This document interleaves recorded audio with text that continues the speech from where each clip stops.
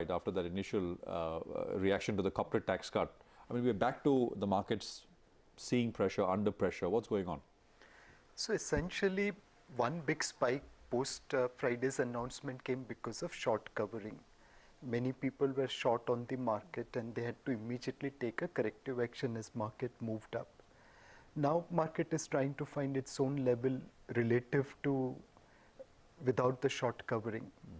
So the second thing is that market is also looking at follow-up steps.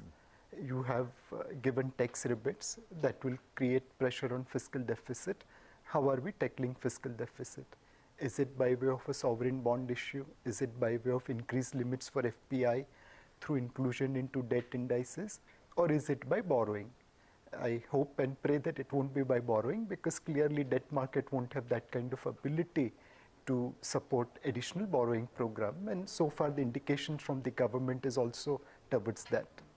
The second thing is also related to our weightages in the MSCI Emerging Market Index. Over next 1 year or so, roughly our weightages will come down every quarter by 0.25%. Now that creates pressure from the FPIs, because passive investors don't have a choice, they have to blindly copy the index. And active investors who are already overweight India will think twice before putting their money in.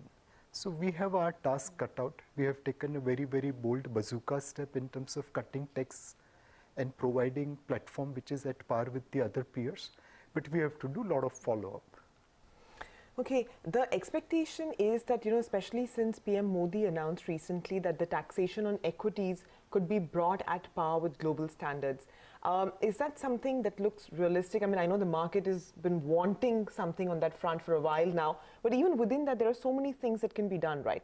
What is it that would make the market happy? So undoubtedly, when STT was levied, it was in lieu of long-term capital gains. Today, we have a scenario where LTCG as well as STT both are existing today together. Now, if we look at the grandfathering of Jan 2018 prices, there is hardly any capital gain left in the market. So removing LTCG at this point of time is not going to cost you as much, and at the same time, it will kind of rekindle the spirit. Taking it out and bringing it back, right? Absolutely. So one will need consistency in policy. Most FPIs all over the world don't pay taxes on their gain, and we need to create a policy which is consistent for domestic as well as global investors. The respect for capital is extremely important in order to get good share out of the capital flows. Nilesh, is there a direction now for the market in your opinion, or you think it's, I mean, that big move, after that big move, it's now going to be zigzag? I mean, it's uncertain. There will be minor zigzag undoubtedly, but to change the orbit of the market will require some bold steps like the tax rebate. For example, strategic divestment of a large PSU, that will definitely change the orbit of the market. Inclusion in sovereign bond index or doing a sovereign bond issue, that will undoubtedly change the orbit of the market.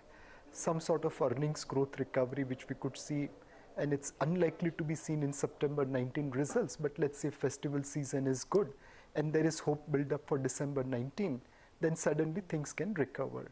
So by and large markets will be volatile, but the orbits will change as we continue to take certain bold steps to support economy. Can we, do we have enough clarity and information to say that the corporate tax cuts which were announced, that will have a real impact on demand in the economy, or that will not have? I mean, are we in a position to say one way or the other? So over a longer term, undoubtedly demand will be supported, as with this excess cash, corporates go back to the idea of investment. Now, some people have talked about doing investments in R&D. Some people have talked about cutting prices. Now, when you're doing R&D investments, the benefits will accrue over a period of time. It won't be immediate. But if you're cutting product prices, the benefits will accrue immediately in terms of support to demand. So it is fair to say that demand will be supported more in the longer term if there is capex related spending. It will be supported in the short term if it is price related spending.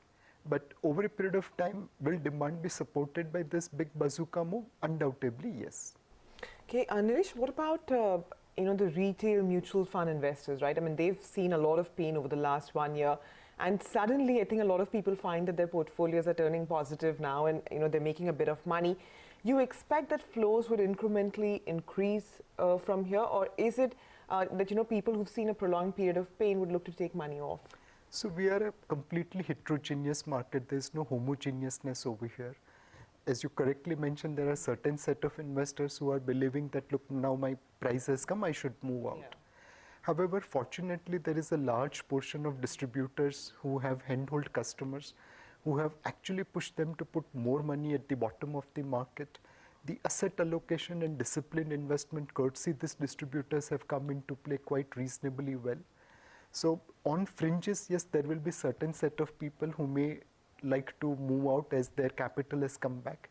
But overall, investors will continue to invest into mutual fund. My expectation is that flows will increase. The SIP flows have remained steadfastly firm, and that should continue in the days to come.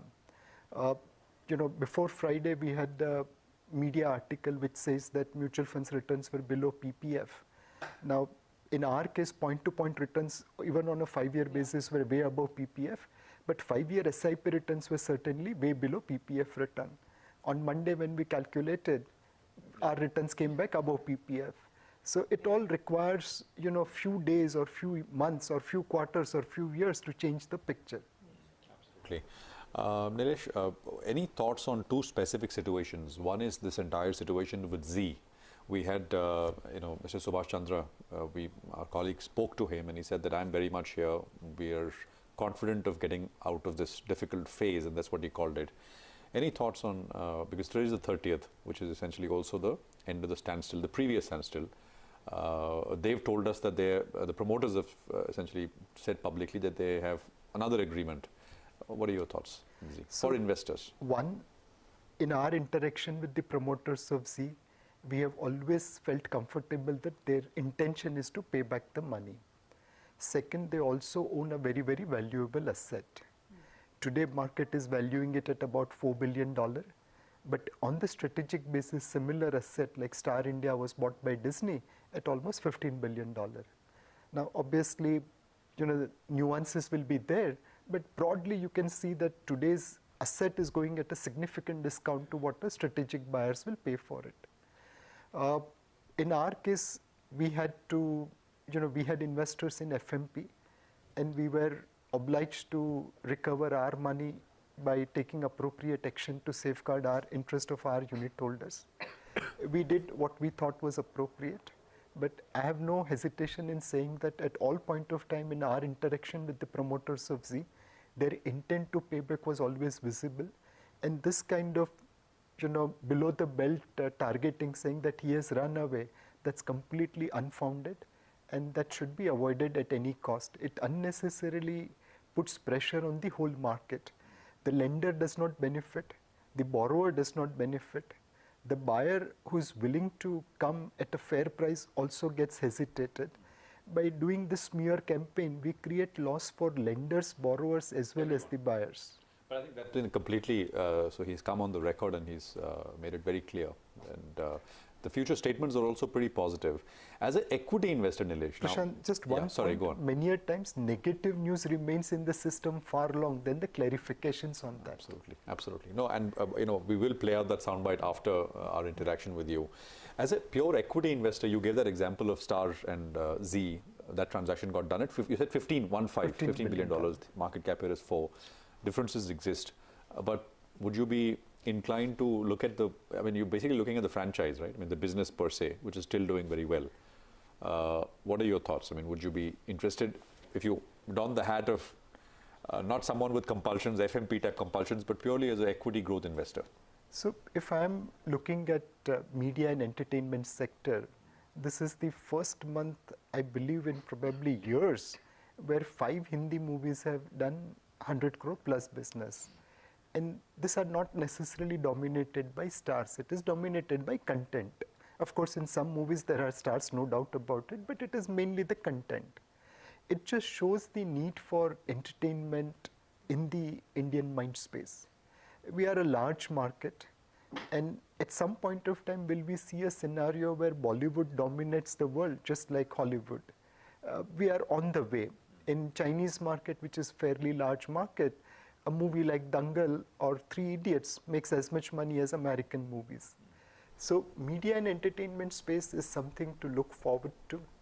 We have been evaluating opportunities over there, but at the same time stock specific calls will be taken based on the valuation and based on the fundamentals. But overall media and entertainment will be the future sector.